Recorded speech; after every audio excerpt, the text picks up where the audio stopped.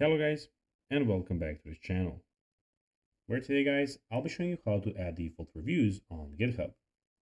So guys, the first thing that you of course need to do is go to Google and type in github.com. After that, you just need to go and log into your profile or register to GitHub if you haven't already done that, of course. But now guys, let's see what we have in front of us here. So as you can see, here we have, as you can see, in the top left corner, we have the home, issues, pull requests, projects, etc.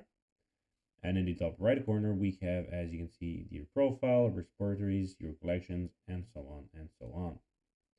But now guys, let's see how you can actually go and add the default reviews on GitHub.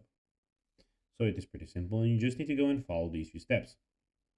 So to add default reviews on GitHub, you can use the code of owners file. The file allows you to specify individuals or teams that should automatically be requested for review when certain files or dictionaries are changed. Here, how you can set it up. You can create a .github dictionary to root your responsibilities if you doesn't already exist. Then inside the .github dictionary, create a file named code owners. Add the rule of code owners file, specifying thus paths and corresponding reviewers. Then commit and push changes to your repository. And this setup ensures you whenever a pull request modifiers file in the specific paths, the listed users or teams will be automatically requested to review the changes. So guys, that will be everything for this video.